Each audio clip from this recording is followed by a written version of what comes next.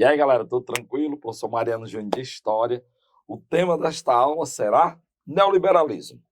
Cara, o neoliberalismo ele é construído a partir de uma crise do estado de bem-estar social, ou welfare state, uma estratégia criada principalmente pelos Estados Unidos após a Segunda Guerra, o welfare state, para garantir aos trabalhadores um bem-estar social, moradia, pleno emprego, acesso à educação, saúde básico e tal. Nada luxuoso, mas que não faltasse nada.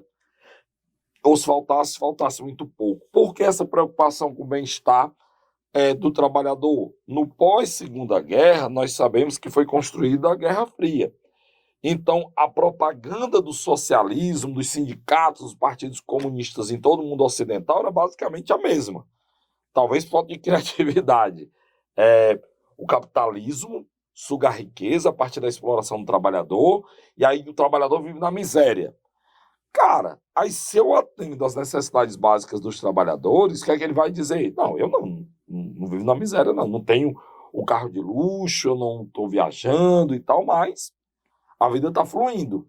E aí era uma forma de bloquear ou de dificultar a atração pela possibilidade de uma revolução do proletariado, de uma revolução socialista, beleza?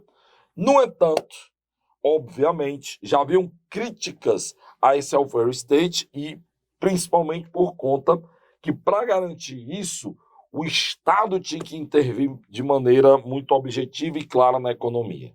Você já tem observações contrárias a essa intervenção contínua do Estado, intelectuais como Mises, Hayek e Bobbio, economistas, sociólogos, que vão olhar e vão criticar esse controle do Estado sobre a economia e sobre a vida das pessoas, essa tutela do Estado sobre a existência humana.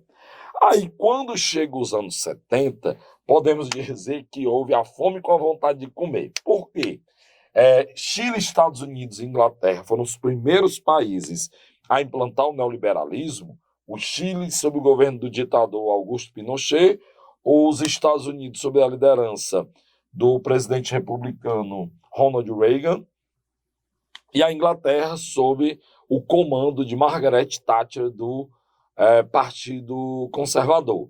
Então, inglês. Então, você tem aí essas três lideranças na América do Norte, América do Sul e Europa, implantando as primeiras ideias neoliberais, quem trabalha já essas características, em decorrência disso. O welfare state estava funcionando, estava caminhando, em boa parte, porque havia disponibilidade de capital. Nessa área aqui, né? Por conta do Plano Marshall, da prosperidade nos Estados Unidos pós-Segunda Guerra, das parcerias travadas aí com Chile e Inglaterra. Beleza. Mas aí, em 1973, nós teremos o primeiro choque do petróleo. Lembra que a OPEP elevou o preço do barril de petróleo e uma boa parte da economia ocidental e capitalista como um todo era levada e guiada e transportada pelo petróleo, além do uso de diesel nos caminhões, gasolina nos carros, você ainda tinha muitos países que usavam e usam esses combustíveis para a produção de energia que a gente consome em casa. Com o aumento do preço do petróleo, os recursos serão desviados, tanto por investidores, eu lá quero produzir carro, máquina e tal, eu vou comprar petróleo. O preço está subindo todo dia, eu vou lucrar com isso.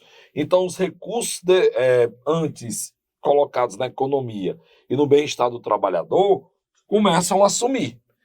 Acabou-se grana para manter o welfare state. E aí, na hora que eu tenho uma crise econômica, o discurso da necessidade de cortar os gastos públicos se encontra com as teses, se encontra com a construção ideológica do neoliberalismo da década de 60. E aí ele é construído dessa forma. Primeira coisa, o discurso mais forte do neoliberalismo é o retorno do Estado mínimo. Aquele mesmo, a tentativa de reconstrução do Estado mínimo, tal como do liberalismo, lá do final do século XIX e início do século XX. é o Estado mínimo e o mercado máximo. Temos que dar total liberdade para o mercado agir. Não vai ser a total liberdade na prática, porque dentro do neoliberalismo você tem as chamadas regras reguladoras, você tem as agências reguladoras, que dizem assim, ó, todo mundo que quer atuar, vamos supor, no setor de transporte, livre concorrência de cargas, mas aí eu crio uma sequência de leis que protege o mercado e protege também quem vai contratar esse serviço. Então, no neoliberalismo, o Estado não assume a responsabilidade dessas atividades, ele dá liberdade, mas ele coloca balizas reguladoras para que as pessoas joguem ali dentro a busca pelo crescimento e etc. Você terá um corte drástico nos gastos públicos em todos os setores. O que é que se mais gasta? Onde é que mais se gasta no setor público? Lógico que muda um tópico ou outro na hierarquia, digamos assim, mas você gasta com saúde, educação, transporte, moradia. E nos países periféricos do capitalismo, com segurança pública.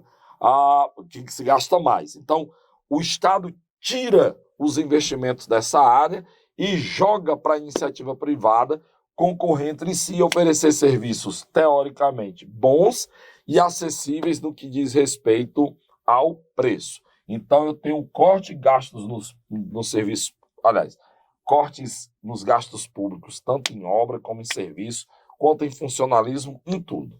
Busca-se, o Estado, ele tem um compromisso de buscar e garantir uma estabilidade econômica, cortando os gastos e controlando a inflação. O controle de gastos é um raciocínio que a gente escuta até hoje em dia quase como um mantra. Você só pode gastar o que arrecada, mas do que isso não existe. Então, todos os gastos públicos devem ser muito bem utilizados para evitar o endividamento do Estado e depois aumento de impostos e assim por diante. Outra coisa que é uma característica dos mercados pós-neoliberalismo ou com neoliberalismo é a formação dos chamados mercados globais.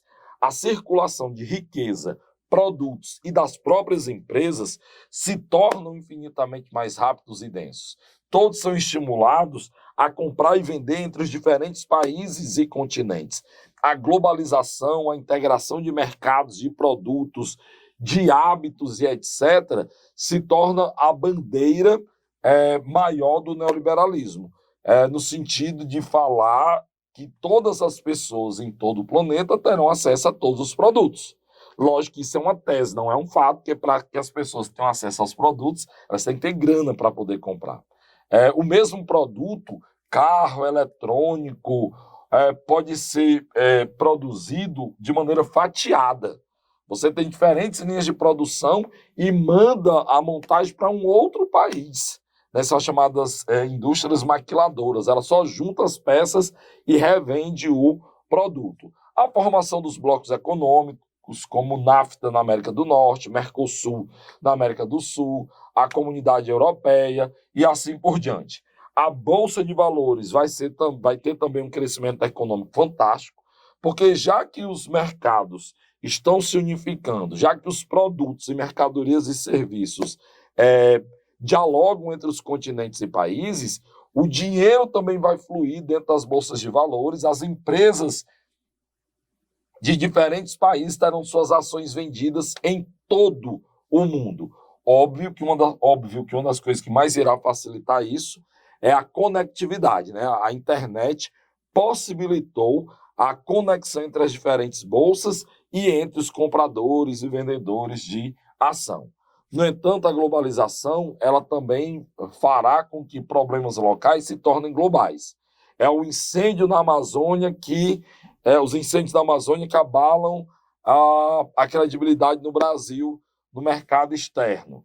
É a falta de atuação do governo britânico no combate à pandemia do coronavírus no seu primeiro momento, que faz com que as pessoas fiquem desconfiadas em relação à capacidade de atuação daquele Estado e param de investir lá. Então, um problema que antes era só local, dizer respeito àquele país, àquele povo, se torna global e pode sim prejudicar os negócios, os empregos e assim por diante.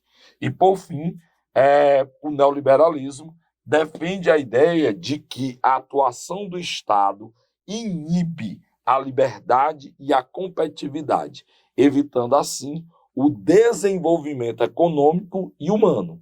Quanto menos Estado, mais liberdade, mais competitividade e mais benefícios coletivos.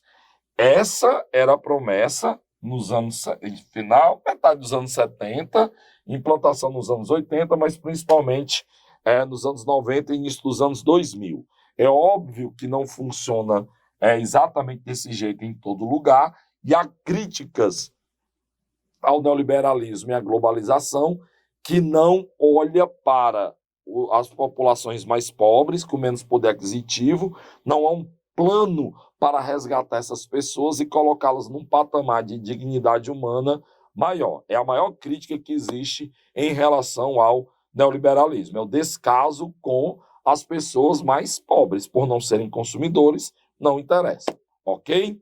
Espero ter ajudado você aí. Força, foco e fé. Um abraço, até a próxima.